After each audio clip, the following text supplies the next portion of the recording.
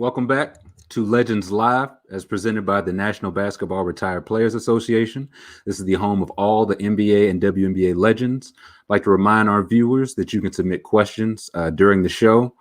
Apologize, we're running a couple minutes late. We just wrapped up our All Access Legends podcast with our guest today. It went a little long. We discussed a lot of good things. You'll be able to hear that tomorrow on Apple Podcasts, Spotify, wherever you hear your podcasts. This time, I'd like to welcome in today's guest, again, the College Basketball Hall of Famer, non-college basketball Hall of Famer, part owner of the Atlanta Hawks. We've got Grant Hill with us today. Grant, how are you doing?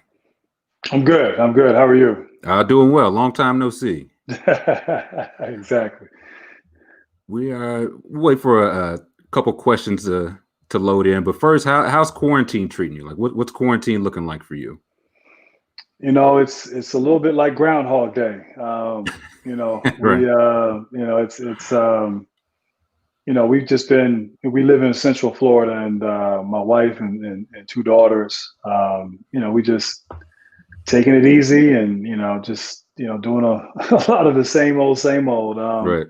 My wife is MS. She has MS, and so we've obviously her and her. We've been very careful and adhering to the social distancing, and our kids. My youngest started school, and she's on virtual learning right now, and my oldest one is heading off to college in a couple of weeks. So some changes here and there, and certainly school starting back up, and but yeah, we're surviving and hanging in there, and not getting on each other's nerves, considering.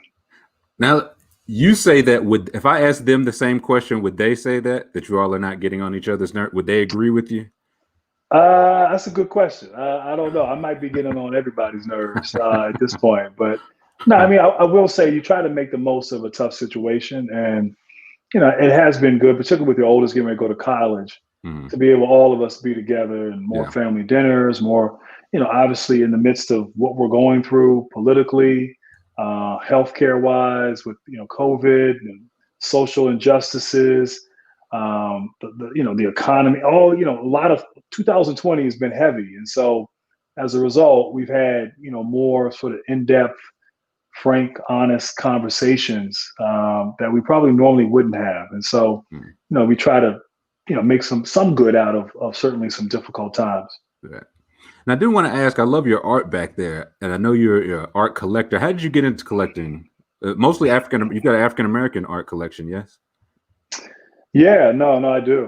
We, my dad and my mom collected and still collect, and so certainly, I have to give them credit in some respects for at least introducing me to it at a young age. Not that I was into it or understood it at the time, but for me, when I got to Detroit my rookie year, or after my rookie year, and I bought a house, I started to just acquire art and a lot of the artists that that my parents collected, and a lot of African American artists, the masters, if you will, of African American art, and so over time, just started continuing to acquire. I had an exhibit back in the early 2000s that traveled across the country, and it's something that my wife and we just have a passion for. It's a hobby of ours, and we're still, I bought a new piece last week, and so it's something that's and look, I mean, I studied history in college, and Black history, and primarily like kind of the Harlem Renaissance, the Great Migration, the 1900s in Black America, and a lot of these artists were a part of those experiences, part of the Great Migration, leaving the South, going to the North. And I always say that these artists are they're historians. They're capturing the spirit of and some of the atrocities and the hardships that we've endured, as a race. And so anyway, it was certainly in line with what I studied and what was of interest to me to school, interest of me in school. And it's just been a real passion. It's something that I've really enjoyed doing through the years. What's a piece, something you've got your eyes on that you don't own yet? You got to have something in your cart. There's something that you got your eye on. let me tell you something. It's become a hobby that I like to say can be dangerous, because there's so many great artists, Right. and I've sort of, one of my good friends, former, NBA player, an NBA legend, Elliot Perry, Mhm. played in the NBA. He's got an incredible art collection. I have a lot of old masters work, and he years ago, 10 years ago, 12 years ago, he kind of pivoted and went from sort of collecting a lot of the masters to now supporting, more emerging artists. And a lot of Mm. those emerging artists that he supported are really hot right now. Mm. And so he, as a collector, as someone who loves art and supports Black art, but also as an investor. I mean, it's an Right. investment as well. I mean, he's someone who's done well, not that you collect for that reason. Right. So I've begun doing that. The problem is Black art is so hot right now, and the prices are Right through the roof. finally Yeah. finally through the roof, and Yeah. Black art is a genre that is finally appreciated, and It's a so and good being problem. it's a good problem, no question, no question. But to answer your question, there's an artist named MacArthur Binion, Okay. and he's somebody that I've been eyeballing and talking with studios, and um, he has an exhibit that is, I guess is opening up in Chicago. It was supposed to open up earlier, but with COVID and all that. Right. But big fan of him and his work, and there's other Jordan Castillo. Like there's some other artists as well that I don't have that I look forward to collecting. Got our first question here from Mhm. Swigansky. He said, "Do you have any Basquiat pieces?" I don't. My dad has one, Okay. but I don't have one. No, I don't have at all. I mean, I, I love his work, and certainly very familiar with him and his story. But I mean, some of those prices are up there, and Right. it's I even though I've done well, I try to be smart with in Yeah. terms Yeah. of You got it. how I spend Moderation. moderation. But my dad has it, and I'm hopeful that at some point it'll be mine, and although maybe he'll pass it on to my children. Who knows? Yeah. It might skip you altogether. Let's see. Got another question here from Eric Ring 96. Eric Mhm. says, "Have you had any conversation with the guys in the bubble?" Yeah, Eric, I have. I've talked to some guys I played with, guys that I know who are of the younger generation, and a lot of that was last night, late, early this morning, and just trying to get a sense and an understanding, but also just adding some wisdom, some counsel to, and some perspective, and so I think a lot of guys were. I think also what hasn't been discussed is I think there's been a little bit of bubble fatigue, Mm, and people away definitely. from their families, and so there's just a lot going on here. But I have, and I'm careful. I'm an owner, and Mm, obviously, but I think it's important to reach out to those that I know, and those that are friends of mine, to offer support, to give a different perspective as they're trying to process all this and make some incredibly difficult decisions. And the guys that I have talked to have been extremely receptive, and don't necessarily have all the answers, are mm, feeling frustrated, also want to play. I right. think that was the general consensus from talking to those guys and sort of getting their opinion on the collective group. And so that was good. It was healthy, and to their credit, I think the players ultimately decided to come back and play. But I think it's still an opportunity for the players and the league to figure out what more can be done. And already a lot's been done. But it's an opportunity to, okay, what more can we do? How can we lean in further? And I think that's going on today. I think the league and the players are going to be meeting and brainstorming and trying to figure out what's best moving forward. Mm. Our next question here is from Peterson Luke 1. He says, "Who would you consider the MVP of the playoffs so far?" Oh, that's a good question. The MVP of the play. Wow, there's been some incredible performances. Obviously, I think Dame Lillard of the seeding games was the MVP. And, Mm-hmm. I want to just give him his respect. Like, the seeding games were the seeding games. For some teams, it was just, let's just get through it. Let's get to the Right. playoffs. I think the play of obviously TJ Warren and Phoenix was amazing. And there were some great performers individually. But Lillard, I think, kept everybody just on their seat in these seeding games and really kind of sparked the interest of all the fans that were at home watching. It was really quite thrilling.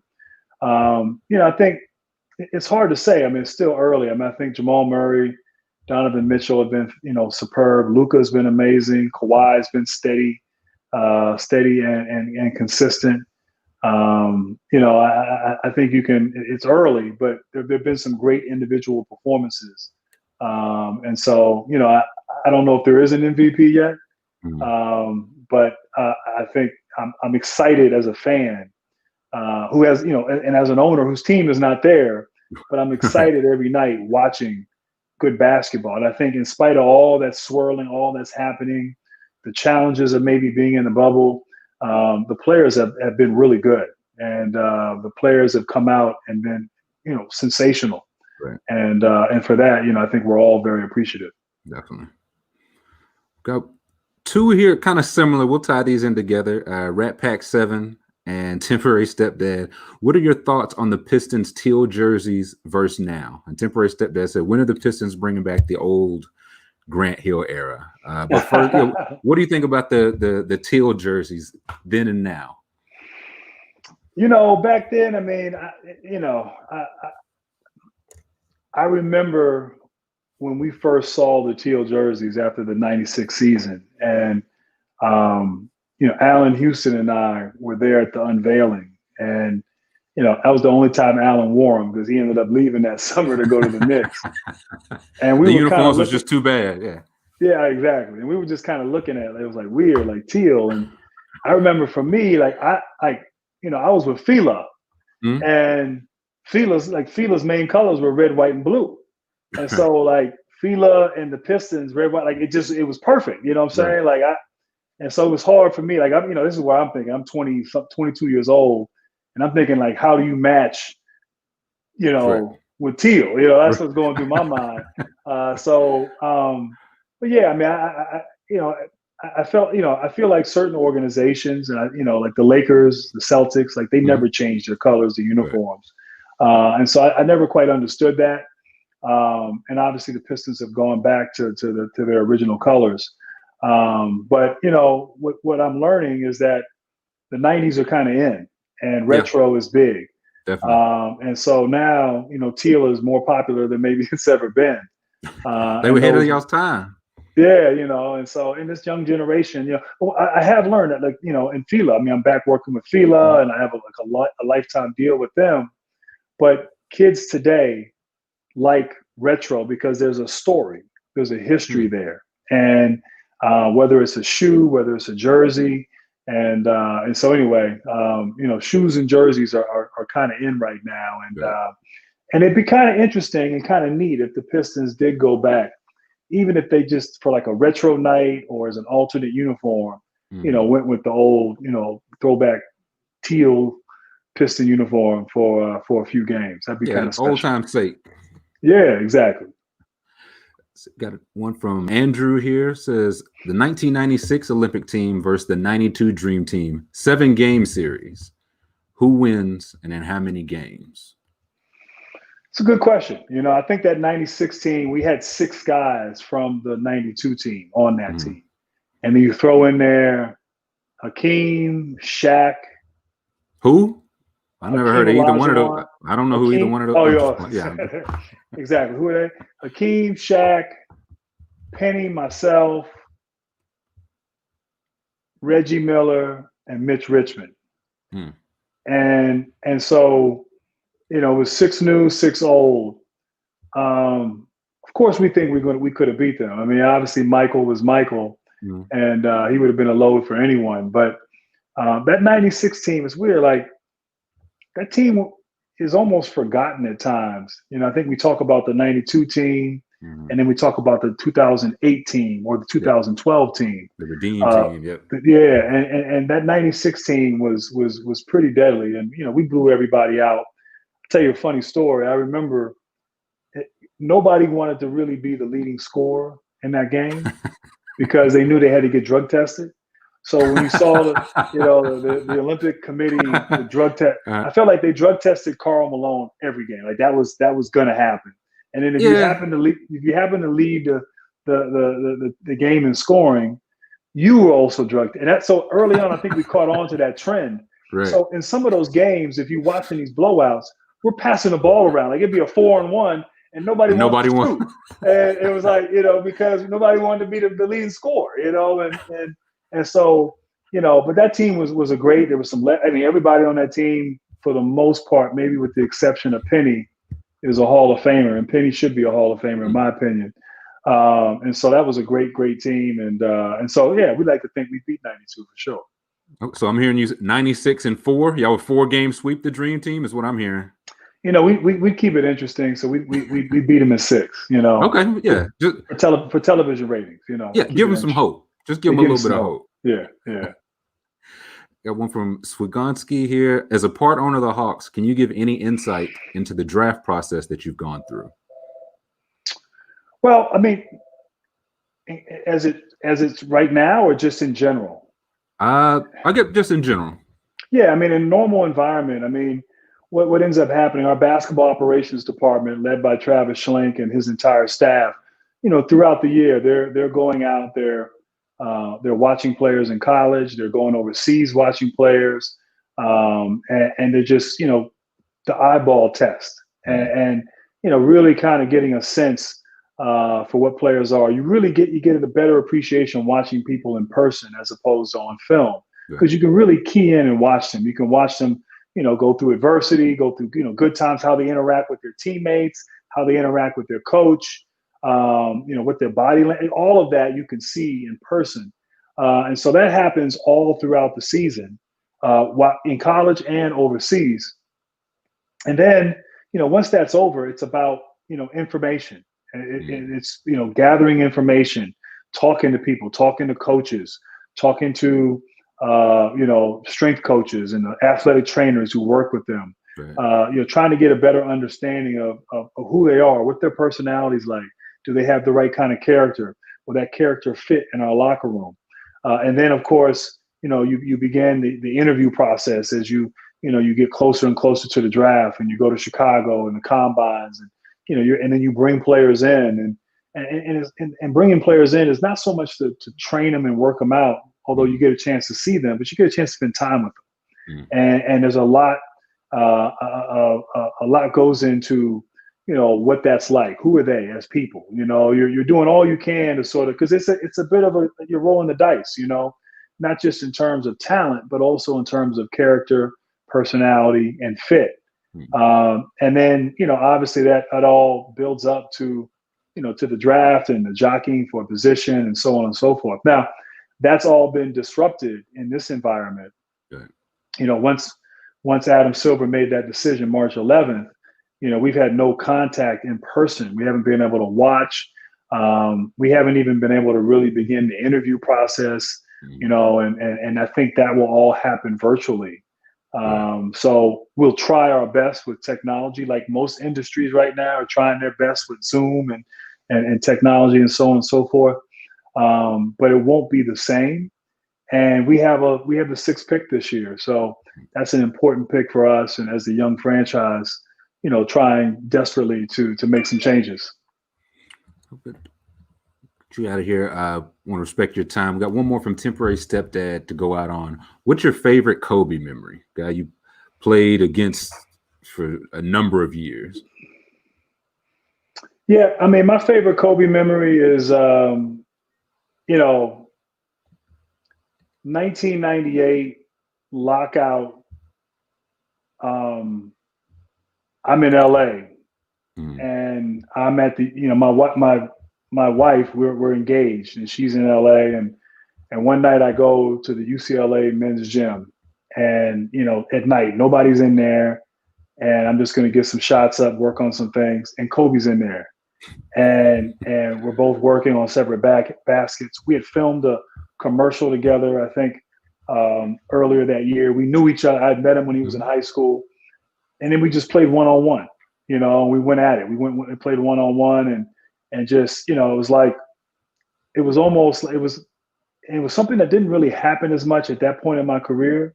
But it was almost like me and my friends when we were 10, 11 years old, and we're just like on a basket playing one-on-one. Right. Yeah. And you Just felt shooting like, around. yeah, like you're playing, like you're going at it, you're competing, you know, and you don't, that didn't happen at that point with me and other players in the league at that point in my career.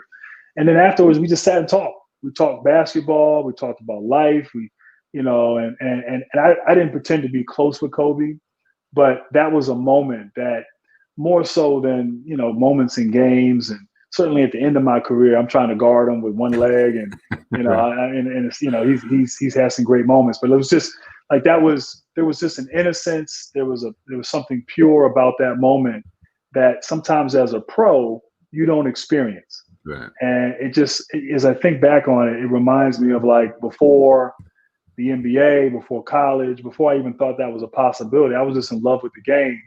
And, you know, I'd go to the park and, you know, be me and my friend, and we just play one-on-one. And it was almost like that in a way. And so, but, you know, that's, you know, there's so much to admire about Kobe, and, you know, what he accomplished on and off the court, and what he was going to accomplish, I believe, as he went forward. But for me, that's something that really sticks out, and something that I'll always cherish and remember. Got one more here from Liam Pierce 33. What is your best place to eat in Atlanta? I'm in Atlanta currently, so give me a good one. Give me a good one. Man, I don't know if I have a favorite. I mean, there's some good spots. So, you know, the team is downtown. I stayed Midtown. I worked Midtown with Turner Sports. So, and, you know, Gio's is a good spot. I like Naan, Thai food spot, Midtown. I like Umi out in Buckhead. It's kind of like you know, a Japanese spot. Chop House. Those are my favorites right there. Those are the ones that I like the most. And but I really like Gio's. That lemon pepper chicken is that's real, the one, man. huh? That's the one. I miss it because I haven't been there in a while. So I'm gonna have to check it out. I'll let you know if it still holds up. Yeah, please do. Please do. Please do. And one last question. We're building a Legends playlist. We got a couple tracks last week from Sean Marion. So just one or two tracks. What are you listening to right now? Could be anything. You know, man, I just downloaded the Nas album. I was working out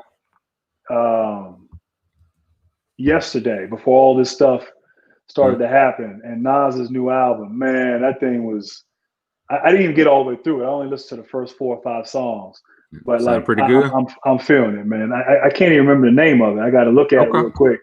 But King's Disease. His new album just was dropped, and so that's what I'm rocking with right now. Okay, consider it added to the playlist. All right. All right, Grant. Thank you so much for your time. All right, I appreciate you. Thank you so much for having me. Of course. Legends Live, of course, we've got new episodes live every Thursday. We usually go back to 5 p.m. Eastern next week. You can catch us on the NBA Alumni Twitter, Facebook, YouTube, Twitch. We'll rotate it, WNBA Legend, NBA, back and forth. And viewers can see any replays of any old episodes at legendsofbasketball.com/legendslive.